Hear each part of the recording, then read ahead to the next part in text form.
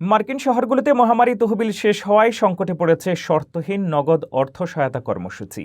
এই free dollar scheme টিকিয়ে রাখতে একদিকে যেমন স্থানীয় বাজেট ও ব্যক্তিগত অনুদান খোঁজা হচ্ছে, অন্যদিকে টেক্সাসে চলছে তীব্র আইনি লড়াই।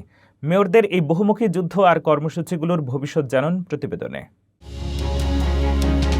করোনা মহামারীর জরুরি ফেডারেল তহবিল শেষ হয়ে আসায় যুক্তরাষ্ট্রের বিভিন্ন শহরের মেয়ররা তাদের জনপ্রিয় শর্তহীন নগদ অর্থ সহায়তা কর্মসূচি টিকিয়ে রাখতে নানামুখী চ্যালেঞ্জের মুখোমুখি হচ্ছেন। 2024 সালের মধ্যে বাধ্যবাধকতা থাকা এই অর্থ চলতি বছরের ডিসেম্বরের মধ্যে সম্পূর্ণ ব্যয়ের সময়সীমা থাকায় শহরগুলো এখন বিকল্প পথ খুঁজছে।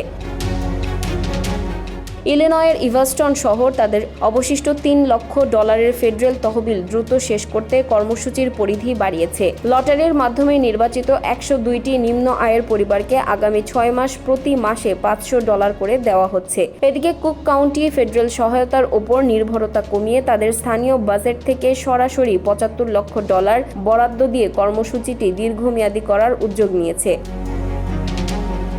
অন্যদিকে কলোরাডোর বোল্ডার শহর তাদের এলিভেট বোল্ডার কার্যক্রম চালু রাখতে সরকারি তহবিলের বিকল্প হিসেবে বেসরকারি ও দাতব্য অনুদান সংগ্রহের চেষ্টা চালাচ্ছে। নীতিগত লড়াইয়ে নেমেছেন নিউ ইয়র্কের মেয়র রাস বারাকা। তিনি নিউ জার্সি ক্যাশ অ্যালায়েন্স জোটের মাধ্যমে এই পাইলট প্রজেক্টগুলোকে স্থায়ী রাষ্ট্রীয় নীতিতে রূপান্তরের জন্য রাজ্য সরকারের কাছে জোর দাবি জানাচ্ছেন।